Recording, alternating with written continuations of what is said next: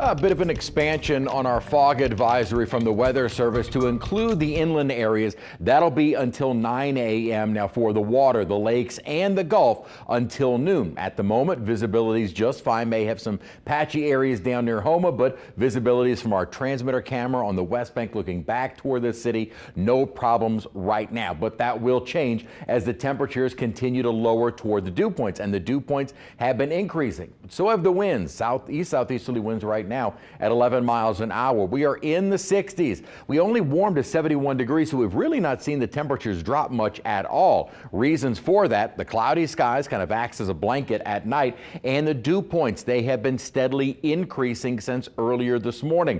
Not a particularly dry morning. We had dew points in the upper 40s, low 50s, but steadily that value has been increasing because now of these more onshore winds, which have been increasing, and a southerly wind will take hold during the day tomorrow. We will remain under mostly cloudy skies. These are more the high clouds. Down at the surface low, we're starting to see more of the low clouds, and eventually we'll start to see some fog as well. An upper disturbance that is moving our way. This is what is developing a cold front and rainfall out to our west. And with that rainfall now getting organized, we have a much better idea of when it will move through. Early on Friday morning, thankfully, shouldn't be a big deal for the morning commute. May still have a few showers around and certainly some slick roads, but it looks like the bulk of the rain will be moving out. And then as we continue through the day Friday, clearing skies by the afternoon and evening as that front moves through. Mostly sunny on to the weekend, and then we'll start to see this little Gulf low over Mexico start increasing our cloud cover and even some rain chances as we head toward the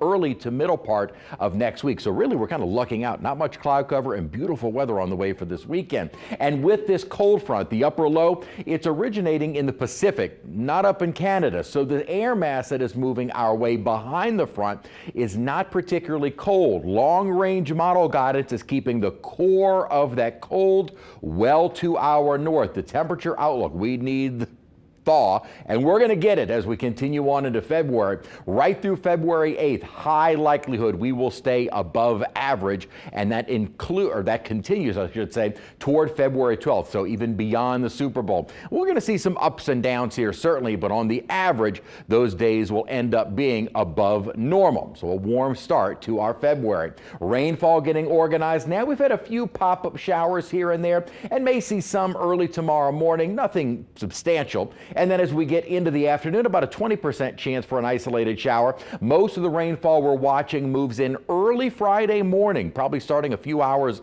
after midnight, kind of rolling through the North Shore, Mississippi and metro area by about 5 a.m., so pre-dawn. And then as we're getting most of us on the roadways, a lot of that rainfall is wrapping up. We'll stay under cloudy skies until the front moves through, then clear and cool as we head into our Friday night and starting on into the weekend.